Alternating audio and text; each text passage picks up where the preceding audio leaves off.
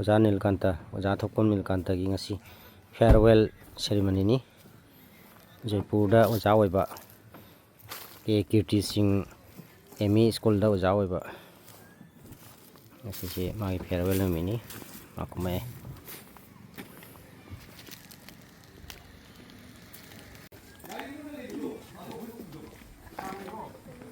के कीर्ति Singh ME school दा तमगिबा लोय तमगिबरा सिगा कना कना तमगी ya matam yo ko oja thokum Neelakanta से कमाइन तो गे लाइक ताकदा ओजा से फाब्रा खोप्रा मागी मतन दा वही खा हबी नंगोन हान हाइरो नंग क्लास क्या बता मबुजी क्लास 6 तगिना 8 फावता मम्मी लाइक ताको खोतो लोई फय अदुगा ओजा सु जाम फेदा 6 तगिना 8 फावता मपनिना हंगना रखबनिना लोई फय हाइबो कुइना लोइना हरनिको फदी फय ओजा फत्तबा नतेदा लाइक ताको ज्ञान ताना थाइदा खुजु ज्ञान ताना बे ओजाना हाइबी दो खुजु ज्ञान ता होइना ओजाना जाम हाइबी अदो चावरगा मी अमा होइना बे याना ओजाना तो हाइबी यामना अदो अगोइदो ओजादा समाय होइगे नंदमाइना हजिति नंग क्लास 6 कुनसे लान चखराबा तो तम्मा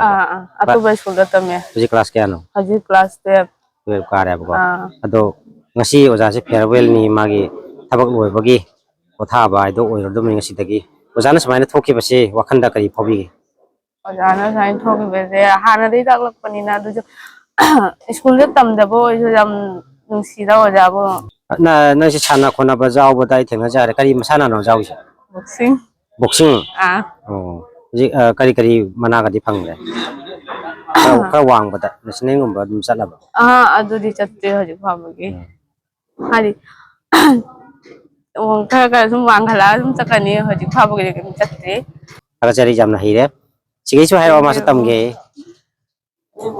ना सुसिगा तमखिरा क्लास क्या तमखिनो ऐसे क्लास 6 तगी क्लास 8 तक तमन जानिन कांता से दुम थेंगना हुइयाबा कमाइना तवी मार्क से वखलोन ओजा से मा ताकपा यामना फै अखोइदा लिंग चंगना ताकपी अखोइना खंगद्रसु ओजा से खंगदे हाबदा मा फसन ताकपी अखोइ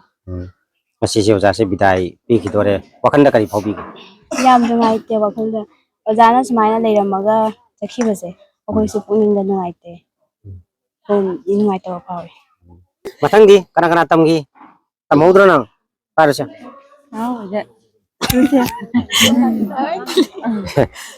ojan kan cha kamaina tawi haibiu hujik che kari oibiri adusu pangiram अखोइगी ओजा कांता से अखोइना इसामक्सु असिगी ए कीर्ति सिंहगी मखला कायदा लेबा स्कूल सिदा इसामक्सु तमजाखिबनी अदो ngasi अखोइ ओजा कांता ना ngasi डेट 31 दा रिटायर ओइगिबसिदा ngasi खंग खंगौदना थमोइदा नुंगाइतबा मैम फावि मरमदि अखोइबु अंगांग ओइदा तापिरपा ओजा कांतो से अखोइगी जामना अंगांग सिंगसे हाइदि अखोइगी अवांगवा थाकता हाइदि हाइदि खल्ले हारग अंगांग से ओइनबा हाइना वार वाटेम ना तौना फाबा मोंगदा हाइदि ओजासिना अंगांग सिंगबु जामना फना हाइदि तापिरखि अदु ngasi ओजा कांतोना ngasi रिटायर ओइबगी ngasi अखोइ मयाम खुनाइ सिगी छात्र छात्री मयामना इसामक्सु जावना ngasi फेयरवेल गी प्रोग्राम सिदा अखोइ ngasi ओजाबु बिदाय पिबगी नमक्ता नुंगाइतबा कया अमसुंग मियोइबा हाइबसिदी थबक अमा तौबा हाइबसिदी नोंगमदि सोइदना सही मतांगी मतुंगिना रिटायर ओइगदबनी अदु ओइगसु ngasi ओजाना तौरंबा सिंथानिङाइ ओइरबा स्कूल सिगी चाखलमदांगी मतांगदा खंगदे छात्र सिंगदा अफबा पौताक पिबता नतना पुनमक्ता हिरम कुनिमक्ता चाखनबा होनरंबगी दमक्ता ngasi ओजा अमा ngasi अखोइगी मरक्तगी स्कूल सिगी रिटायर ओइबा से नुंगाइतबा यामना फावि अदुना अखोइगी मतुंगदसु ओजा कांतोगुंबा हाइदि ओजा हाइदि लाकनी महूत सिल्लगा हाइदि सेम अखोइगी ओजा कांतोना अफबगी लमदांग तौबिरम सिगी अनौब ओजा कया लागसु ngasi ओजा कांतोगुंबदी हाइदि फंगद्रा फंगोइदा हाइबदि अखोइ खंग ngamjadre फंगबसु ओइजगे खुनाइ सिगी अंगांग सिंगी दमक्ता isa se siga tamukone ba isa se ai siba tamjarapani hujik se kari oibiri ai isamaktu asi siba tamma matungda ai isama hujik ai police department ta lejai अदो ngasi oja sina retire oire haita abade ai isagi suti lokthok charaga oja gi farewell gi matang siga jaujaba lakjaba hache ai isamak Manindra Singh koi gi school sigi managing committee gi membership oina sum lejabani do school sigi choba choba thodang achoba macha khuding magi thodang ai su saruk yana pun sum lakchai ngasi gi nungai ba amasu awaba ani gi marakta pangthoi ba program ase amuk hanna akhoi gi tungda ningam hore to buna pik thalada ba adugum laba program ni haibade school sibu matam sangna thawai hakchang yauna adi angang singbu isagi lejaba pumba kathok chaduna school sibu sarkar gi thongda asam sarkar gi thongda adi maipuna yamna awang ba thakta pukhotna gi damukta su yamna maru oina hona bigiba akhoi oja ani ningoina panjarabada athopam nilakanta aduga amana ningoina panjarabada athopam khomba singa haiba oja ani asi ngasi se mage farewell program aina ngasi se magi chahi ye thodang loraduna school siga puram bagi thodang retire haiba tare ko magi thodang loiduna athokum ning kanta gi ojagi magi wakhalon phidam si bada kitak panbi oja sigi wakhalon di yamna wange haitare penda akhoi gi school sigi khwaidagi awang ba thakta handling ko na lap ko awana thiduna nongju nungsa khaktuna bi kalen aing asa khaktuna mana angang sigi damukta school sigi damukta khallaga tawjaramba thabak se chupki matik chawri haitare ado matung dasu atopa kanagumna mahusinba kanagumba oja amana laga mahusinba taragasu adudi mahak tawjaramba dwaina oiramba oibasu oisano aduga adudi khoina hojik tegi di haiba ngamde adu school sidi tung koina musi nungsang na tung koina amuka hena chakhoi khongthang da laknabgi damakta aina aswai phak aina hajani chiga akogi class 7 tamba 8 tamba angang singni bimjasing anonde an hairo akoi janing kanta se ngasi di bidai lau dore ko ani tar oi bani janing kanta se like ta pop kamain tawi jagi mata na kitang haibine ai su mate ga moina hajarake ko oja kan to like tak pase yam id kok to yam na thuna lobsan bangami ko yam thuna phabu sungami do ma like tak pase yam nungai id jumne ge pharak to pora sing do school da sum mana tum ta haihal laga phali sum akoi do khudak ta phana bagi technique se haiba ko dai ma ngasi bidai lo thoki de kamain tawge jana chmai thoki base kai thamoi da kai phaubi ge ai thamoi da yam nungai ta phaujai hairo nang su hairo janing kanta se kamain tawge nang huji class kya no do han hairo ai haji class ai ni ai oja kan ton thoki be nungai ti amna like ta pasu like ta kusam phai ma chane class kya no kai se ai class 8 class 8 ne jaring ni kanta se kasi se bidai lo bon mi ni ko kamain to wi janing kanta se nang kamain na like ta khot pa ja se pha bra patabra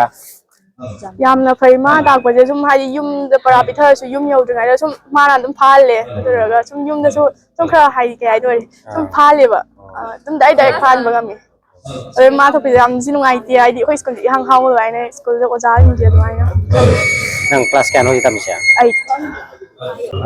chandi class kya no kai se class 8 class 8 ne ba koi oja ani ne si thoke je oja khom ga oja ning kanta ga oja ning kanta se kamain tawge ta pada like thengna hobuni na haibi ne kitang yamna phai phai da khangna ba tai oja class kya no ji kai se class 8 ka 9 ka de ba class kaya tagi no oja na talo pache nang na jawrei se class 6 tai 6 tagi oja nang si bidai lo na thoki tore kamain tawge nuai ta ba ka pau bro ngau ngai ti nuai ti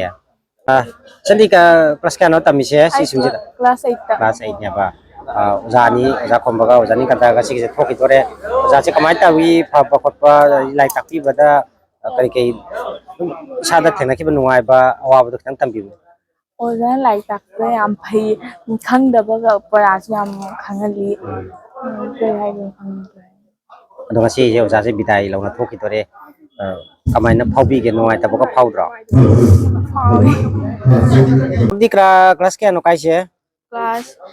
8 ai kai ne ba 7 7 kai ba ado oja ani ngasi thoki tore oja sing se thoki ba se dum nuai ta bu di phauno rangani lai ta pa ta kamai to ge oja sing se oja ning kanta oina lai ka ta pi se kamai to ge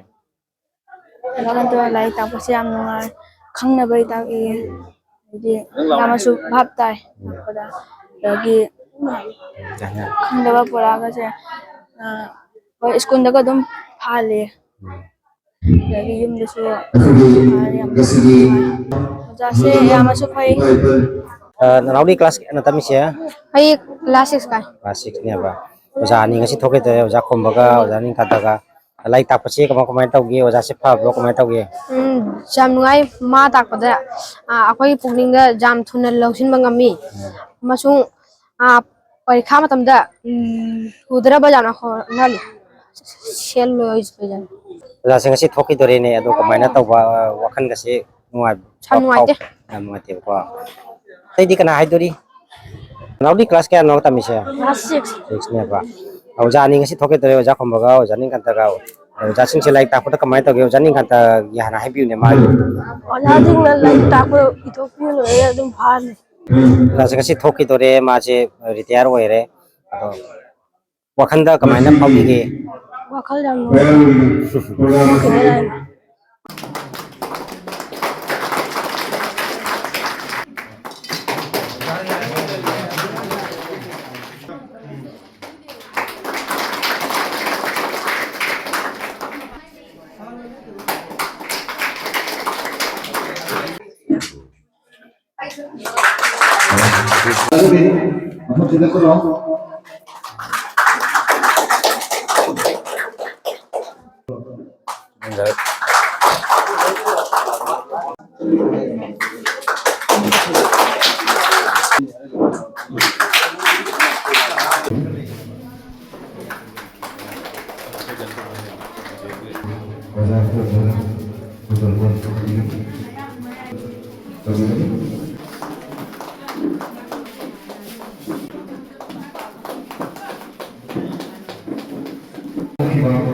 Kasi ahli dari imam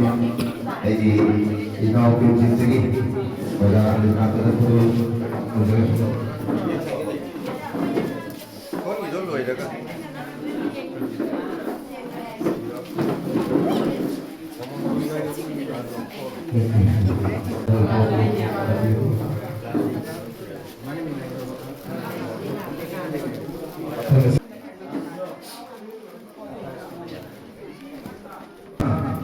Wajahnya kata betul lakukan masuk Baca sini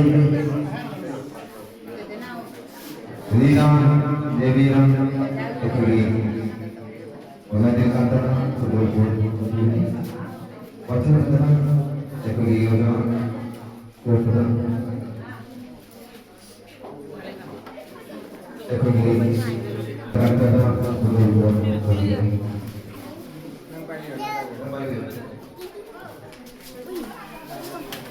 Aku ang betul betul. Betul.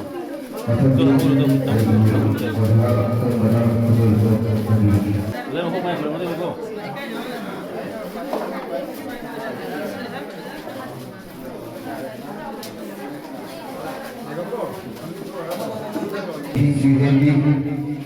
Orang tidak kata betul betul.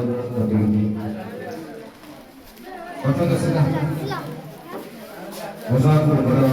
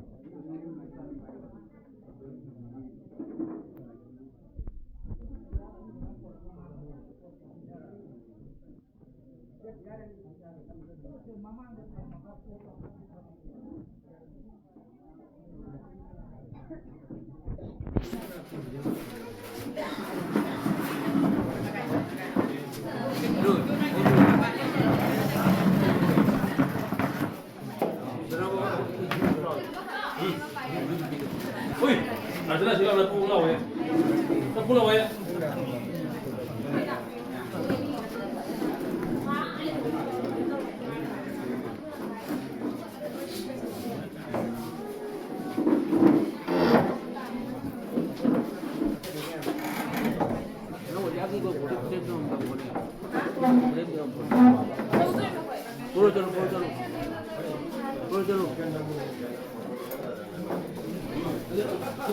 Ini nama pilih aku.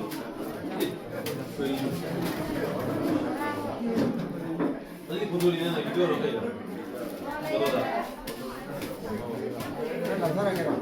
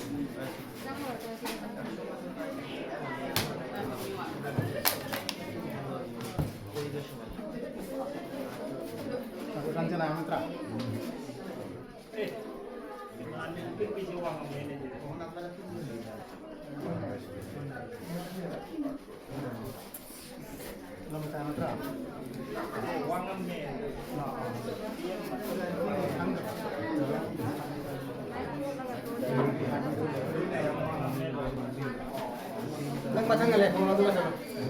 nang ana daw ay mayam dai maning ya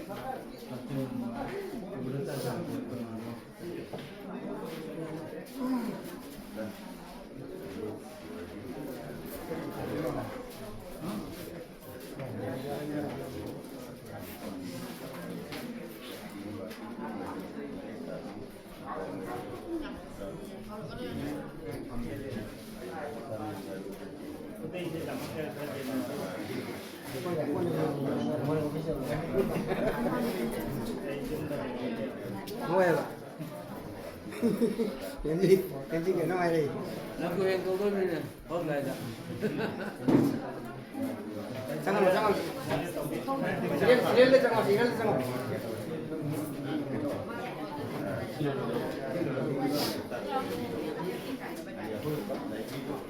Jadi bo, jangan terus kita terus.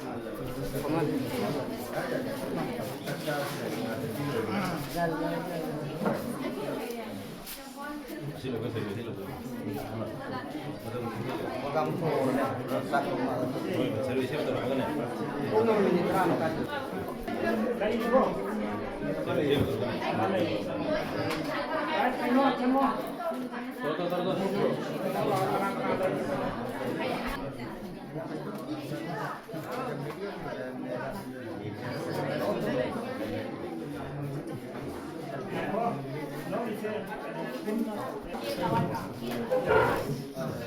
Cikgu saya dah tahu.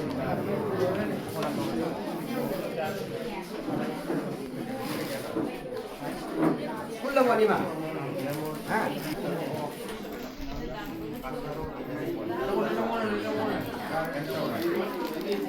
Sambil sini bahaya sikap. Bakul pulang. Oja hari dah tapi ini.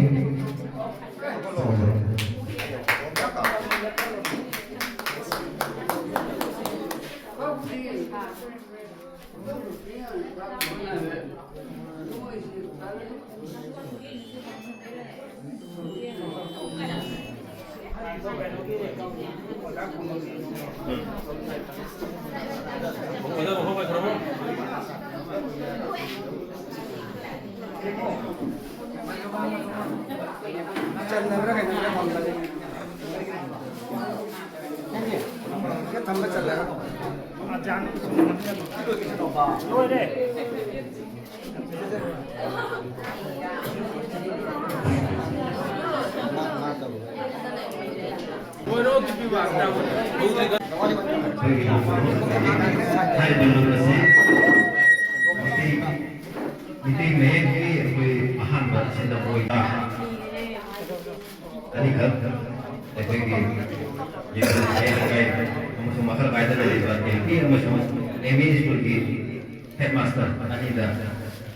ꯆꯦꯅꯥ ꯑꯍꯨꯝ ꯈꯨꯠ ꯁꯤꯟꯅꯕꯒꯤ ꯊꯕꯛ ꯑꯃ ꯄꯥꯡꯊꯣꯛꯀꯅꯤ.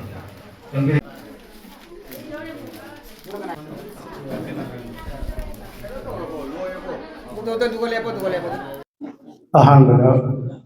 ꯇꯤꯟꯕꯤꯔꯤꯕ ꯃꯌꯥꯝ ꯄꯨꯝꯅꯃꯛꯄꯨ ꯏꯀꯣꯛꯅꯅ ꯈꯨꯔꯨꯝꯖꯩ. ꯑꯩ ꯌꯥꯝꯅ emotional ꯑꯣꯏꯕꯅꯤꯅ ꯋꯥꯗꯤ ꯉꯥꯡꯕ ꯉꯝꯗꯦ. Respected President, Chief Guest, Special Guest, and my dear parents, I respectfully offer my humble bow of reverence to you all. I am very lucky enough to find the opportunity to stand before you. I shall not be able to express my from heart deeply emotional. Today is bittersweet to me. Respected sir, I request our dice member. All the parents are Manipuri, so I'm going to speak in Manipuri as Christians for them. Ngasigi tinbiriba, ikai kumna badmatik sarwa,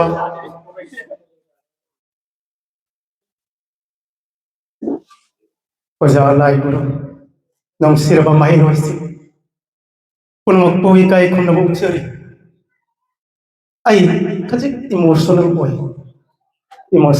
wasna. Wala lagi, hiding ba, tamning ba, leaning ba kaya, na legon chan legon. Hiding tam. Ngasi lamdam sida, ay iramdam hayna kanjaki. Ay pun sida. Kuai di sang na lian makamsi, ay iramdam sini hayna kanjaki. Ay na iramdam hayna maramdi, sahi niku gi mayani. Ay na asigal ay pasi ay su lamdam sigi mini hayna ay iramdam hayna hayna. Ritiar oidore hayba ham wani degi mitki pikangge nung sirba ay oja sing awan mai sur kaya jagna hognarpa oja sing kanghande ay mitki pitai ay nung sirba mai roising kanghande makoy urga ay pitab se ay makoy kanghande nahan 12 December community festival da ay nung sirba Mahayroy sing na jagoy sabado uraga tilli ba mayam di marakta ay miti pisik tang kiti ay aroy ba ay mahayroy nung sirabay di mahayroy na sabado jagoy se ay ngasi na luwer mani matung amo ubo pangaroy ay miti kipita ki awu mina kaya masim karita uli na kapisay ay kapi sahini po mo lamdam sida wajawar pagi ay nagtakpa ang singda tambiba takpiba matamda karigumba wahay kajikan kiba yawram nagasu iram nam sige nung sirba parents nga nakigari ay ramjari ay ngam amoy dur adu ngasi alaw ba sahi kung doy paga kainam kimikup asida ay mean tamning tamoy waro do ay asigumba bittersweet hay awan ngayana ba ano ba sahi kung dorak pagi nungay pa kaya na pagi awaban mit asig mayang limang relief ay kilagap adu ay yang hayran ay ginong sirba mahiro isingda ay kardang kanjagi punsida mai pake hairbadi ima ipa amasung ojagi yakang ilu punsida soidan mai pakani parents are the first vision god ima ipa haibasi ahana mitla ubalaini teachers are the second god oja haibasina ani suba isorni Ani sige ja thang bulai kha tahan na nga ka chalaba angang adu soi dala punsi da mai pakan. Aina nung sirba ngang si ai hi mahiroi si tatana sangba class ta para ta tringai da ai makoi da advice asum pi adu ngasisu ai hi nung sirba mahiroi sing da tamjani mati Nelson Mandela na hai education is the most powerful weapon. Education mahi bidda hai basna khwai digi athoi ba khulai ni mahi bidda education sibu hairabadi ai gi imung manung kairoi lai kai khuding mak achum lambi da paraktra ahom parpangami aduna lari plai surat thawai jaw ain haining mc Mahatma Gandhi na hai today is depend on what you do today. Mahatma Gandhi na hai basi ngasi nang na tauri ba thabak ado nangi future gi lep ka tori bani ai na ngasi hattaba mi tinaru re ai punsi mangan bani hayeng jawra ka sungasi hai tori bani adu ka suamu matam manghal lagadi ai punsi tamang jai hangchit jawra su mathang jawra ka su machen jawra ka su ngasi hai ka tori bani ngasi hai ba adu bo manghan ngano hai na ai ginung sirba mahiroi singdat kam aduga aina haining ba mahiroi singda amga ai khoi haur ba sani ko pandit na asum hai gyati vibhantate sirna pini utte dana nai po yang jati vitarat nang madana kari lari hairabadi aina hairuba lari ado mai ising na mangan mangamdi nung sirba isinau do aina pharu parado nang khara laubro nang khara huran ngaro habi yade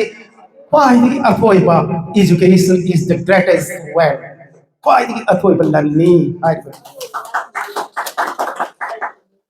ai ginung sirba mahiro sing yam sang ati hairo gi tem tak na matanga hairo larik tau butana nati satra gi mathau si hauji larik tau ragata nati haibati education is not complete without physical fitness. Without physical fitness, education is almost meaningless. Like Haire, Haksang Padragadi, Hamdana Hera Lairaga, like Haire Tanati. Aduna, Mamanga the High, Sajik Taba Tokringi, Hogalu, Sasa, Sinkhairon Chungsi, Sasa, Haidana, Isa Panava, Ayuki Sajen. Nungtin sandaurung sajen mana ikoi akang kali adugata aikoi ki kari ki harbada cycle natraga bike ki chaka ni lei huila ni do ama yadabada cycle natraga bike ko jana thobu yade mang thang basi haksang ana phan ga dabani tung thang basi lairik ni ani se chang mana na chatba matam adudata ai punsi mai pak na mayang ni mang da ge ai aroi bada emotional oi ki bana ai gi mang da lekeng liba ai gi oja singo amuka sonna khuram jari aroi bada respected or chief guest and special guest I extend my deeply gratitude to our respected sir respected ꯑꯩꯈꯣꯏꯒꯤ ꯏꯀꯥꯏ ꯈꯨꯝꯅꯕꯗ ꯃꯇꯤꯛ ꯆꯥꯔꯕ ꯑꯩꯒꯤ ꯑꯣꯖꯥꯁꯤꯡ ꯄꯨꯝꯅꯃꯛꯄꯨꯁꯨ ꯑꯩꯅ ꯀꯥꯏꯅꯔꯝꯗꯥꯏ ꯃꯤꯀꯨꯞꯇ ꯀꯔꯤ ꯑꯃꯨꯛ ꯍꯥꯏꯒꯅꯤ ꯏꯀꯥꯏ ꯈꯨꯝꯅꯖꯕꯒ ꯂꯣꯏꯅꯅ ꯑꯩꯈꯣꯏ ꯑꯣꯖꯥ ꯑꯃꯒ ꯑꯃꯒ ꯁꯄꯣꯔꯠ ꯇꯧꯅꯕ ꯀooperation ꯂꯩꯅ ꯊꯕꯛ ꯑꯋꯥ ꯅꯨꯡꯉꯥꯏ ꯀꯌꯥ ꯄꯨꯃꯤꯟꯅꯔꯤ ꯑꯣꯖꯥꯁꯤꯡꯕꯨꯁꯨ ꯑꯩꯅ ꯑꯃꯨꯛꯀ ꯍꯟꯅ ꯏꯀꯥꯏ ꯈꯨꯝꯅꯖꯔꯤ yam sang ngangar ay yam emotional oi hanging tamningi patang sida ay tension der